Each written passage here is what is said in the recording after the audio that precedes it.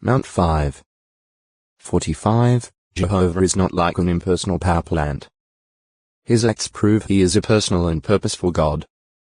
He is also a historical God, as he has perceptively intervened in human affairs at definite dates of history, at specified places, and with regard to particular persons or peoples.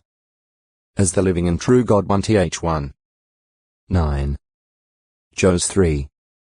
10. Ch 10. 10. He has shown himself aware of all that is taking place in the universe, reacting according to what has occurred, as well as taking the initiative in furthering his purpose. In every case, his varied expressions of power have been in harmony with his righteousness. PS 98. 1, 2. 111. 2, 3, 7. Issa 5. 16. They all bring enlightenment to his creatures. They show on the one hand that fear of him is fitting, for he is a God exacting exclusive devotion and a consuming fire against those practicing wickedness, making it a fearful thing to fall into the hands of the living God. Ch 10. 6, 7. X 20. 5. Heb 10. 26-31. 12. 28, 29. He is not to be trifled with. X 8. 29. On the other hand, his use of power is even more wonderfully manifest in rewarding righteous-hearted persons sincerely seeking him, strengthening them to do assigned tasks and needful work. PS 84. 5-7. Issa 40. 29-31 as well as to endure under stress. PS 46. 1. Issa 25. 4. Providing for and sustaining them. PS 145. 14-16. Protecting, saving, and liberating them in times of danger and aggression. PS 20. 6, 7. His eyes are roving about through all the textoi acute miritra longo. Power, powerful works. 660, 26. Ch 10. 12. 32. 17. The very term for God in Hebrew probably has the root meaning of mighty or powerful. Compare the use of the term at G 31. 29 in the expression the power of my hand. Need for special demonstrations of power. The first man knew Jehovah God as his creator, his only parent and life-giver. God endowed man with a measure of power, intellectual and physical, and gave him work to perform.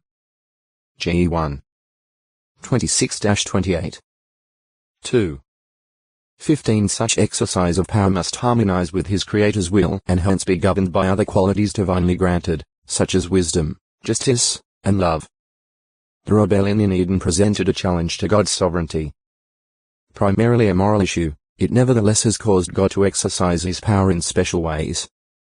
See Jehovah the Supreme issue a moral one. The rebellion was instigated by a spirit son of God who thereby became God's opposer or resistor Heb. Samiddle.10. Jehovah reacted to the situation, judging the rebels. His expulsion of the human pair from Eden and the stationing of his loyal spirit creatures at the garden's entrance was a demonstration of divine power. Ge 3. 4, 5, 19, 22-24. Jehovah's word proves to be, not impotent, weak, or wavering, but full of power, irresistible as to fulfillment. Compare Job 23. 29. As the sovereign God, he proved ready and able to back up his word with the full weight of his authority. Fixing his purpose, Jehovah has consistently worked toward its realization. Ge 3. 15. F1. 8-11. In his due time he would end all earthly rebellion, cause the original spirit rebel and those allied with him to be crushed as one crushes the head of a serpent. Compare O 16. 20. While allowing his spirit adversary to continue for a time and to endeavor to prove successful his challenge, Jehovah would not abdicate his sovereign position. Exercising rightful authority, he would reward or punish when and as he saw fit, judging men according to their deeds. X 34. 6, 7. Ch 32. 17-19. Additionally, he would use his power to attest the credentials of those whom he designated as his representatives on earth. By revealing his power, he would put the seal of genuineness on messages they delivered. This has been a divine kindness. Thereby Jehovah has given men proof that he, and no other, is the true God. He has given proof of his worthiness to receive the fear, respect, trust, praise, and love of his intelligent creatures. PS 31. 24. 86.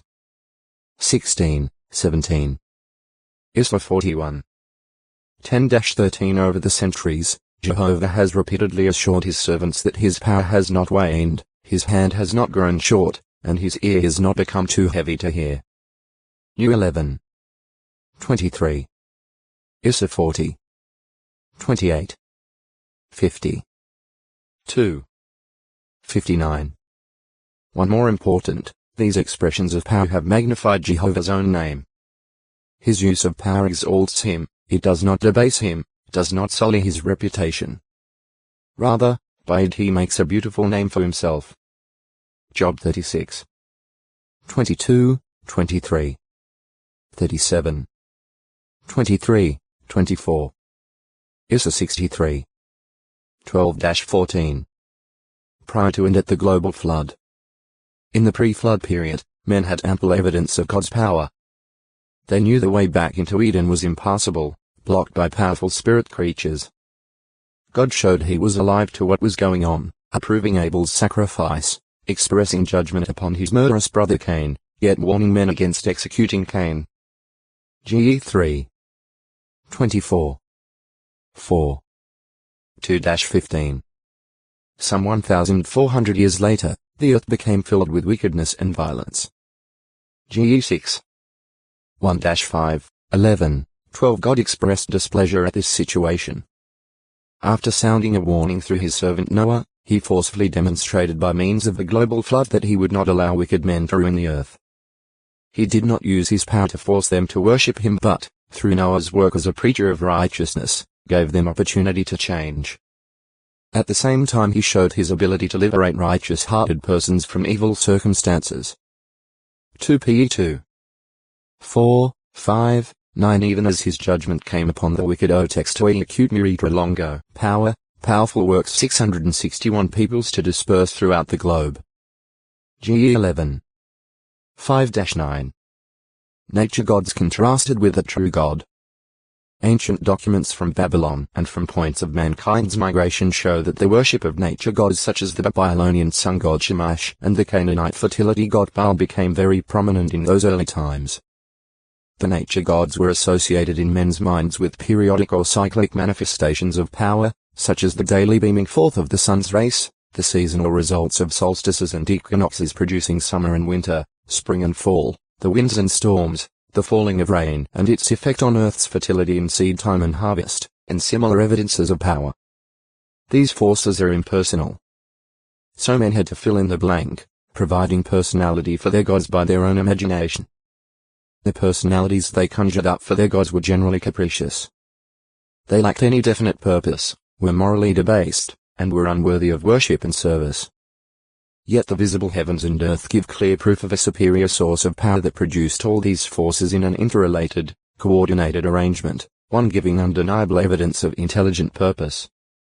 To that source the acclamation goes. You are worthy, Jehovah, even our God, to receive the glory and the honor and the power, because you created all things, and because of your will they existed and were created. We 4. 11 Jehovah is not a God governed by or limited to celestial or earthly cycles. Nor are his expressions of power capricious, erratic, or inconsistent. In each case they reveal something about his personality, his standards, his purpose. The Theological Dictionary of the New Testament, edited by G. Kittel, in treating the view of God contained in the Hebrew Scriptures, thus observes that the important and predominant feature is not force or power but the will, which this power must execute and therefore serve. This is everywhere the decisive feature.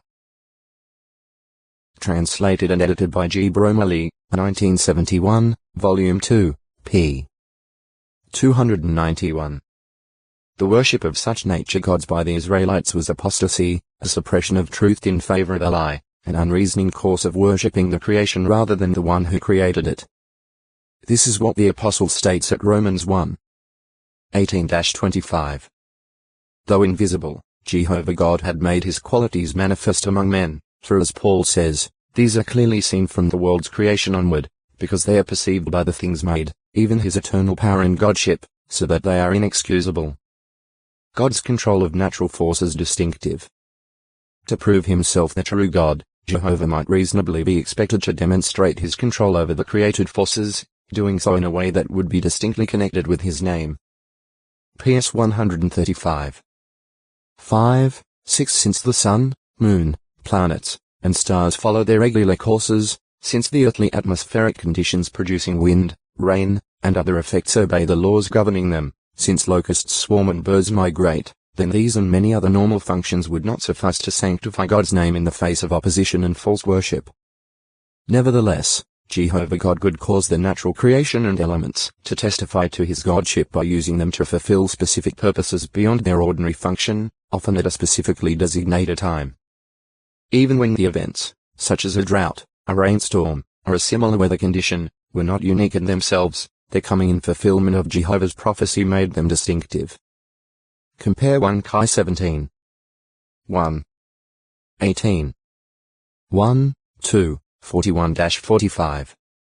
In most cases, though, the events were extraordinary in themselves, either because of their magnitude or intensity x9. 24 or because they occurred in an unusual, even unheard of, way or at an abnormal time. x34. 10. Once or 12. 16-18. Similarly, the birth of a child was ordinary.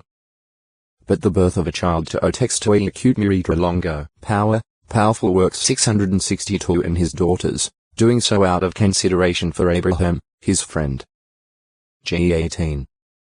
25. 19. 27-29. Just 2.